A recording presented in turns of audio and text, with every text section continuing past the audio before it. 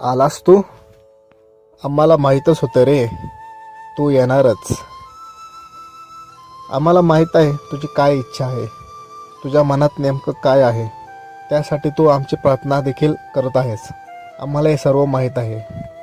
पण त्याआधी तू या चॅनलला सबस्क्राईब कर आणि कमेंट बॉक्समध्ये श्री स्वामीर्थ लिहायला विसरू नकोस. आम्ही पाहत आहोत तू हे करत आहेस की नाही ते.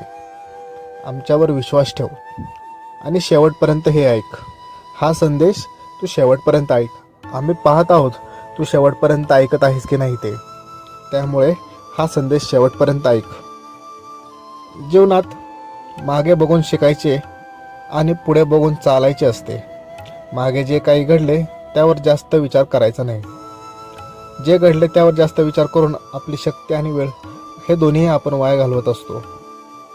जे मागच्या काळात जे झाले भूतकाळात त्याच्यावर विचार करून तू तुझी शक्ती आणि वेळ दोन्हीही वाया घालवू नकोस. वाईट गोष्ट सोडून द्यायला शिक. प्रत्येक अनुभवातून चांगल्या गोष्टी घ्यायला शिक. प्रत्येक वाईट अनुभव आपल्याला काही ना काही चांगल्या गोष्टी शिकवतच असतो. आपण फक्त त्या समजून पुढे चालायचं असतं. भूतकाळात तुमच्या आयुष्यात काही वाईट घडले असेल तर ते विसरायला शिक. त्या वाईट गोष्टीचा विचार जास्त करत बसू नकोस. त्याच गोष्टीला धरून बसू नकोस. भूतकाळातील वाईट गोष्टींचा विचार करून तू तुझे वर्तमान आणि भविष्य दोन्ही खराब करत आहेस. भूतकाळात न रमता तू तुझ्या वर्तमानाचा विचार कर. भूतकाळात न रमता वर्तमानात चांगले कर्म कर, जेणेकरून तुझे भविष्यही चांगले होईल. लक्षात ठेव, वर्तमानात घडलेल्या गोष्टींसाठी भूतकाळाला दोष देणारा व्यक्ती कधीही सुखी राहत नाही. तो आयुष्यात कधीही पुढे जात नाही. तो व्यक्ती कायम दुःखीच असतो.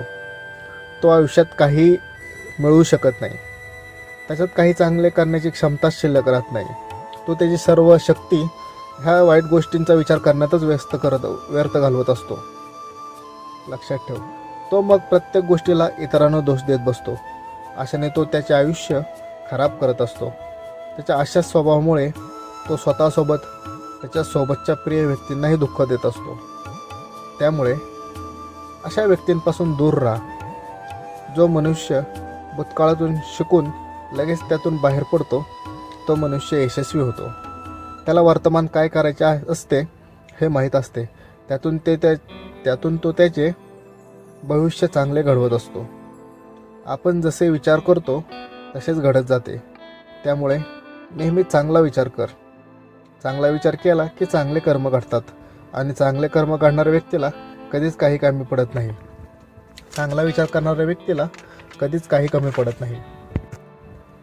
जो माणूस स्वतःच्या परिस्थितीला स्वतःची ताकद बनवतो तो कुठेच कमी पडत नाही. तो आयुष्यात यश नक्कीच मिळवतो. त्यामुळे परिस्थितीला सामोरे जायला शिक. त्यातून पळवाट काढू नकोस. परिस्थितीला सामोरे जा. त्यातून चांगला मार्ग निघतच असतो. चांगल्या माणसाला चांगल्या गोष्टी उशिराने मिळतात.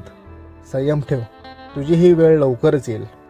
संयम ठेव, तुझी ही वेळ लवकरच येईल. खोटी स्तुती करणाऱ्यांचा सहवास टाळ. कारण खोटी स्तुती करणाऱ्यांच्या सहवासात आपली प्रगती ही नेहमी खुंटतच असते. या उलट कडवट टीका ऐकणाऱ्याची सवय तू करून घे. कारण हीच एका फार मोठ्या बदलाची सुरुवात असते. लक्षात ठेव, तुझी वेळ लवकरच येणार आहे. तुझ्या बाबतीत सर्व काही चांगलेच घडणार आहे. तू फक्त तुझे कर्म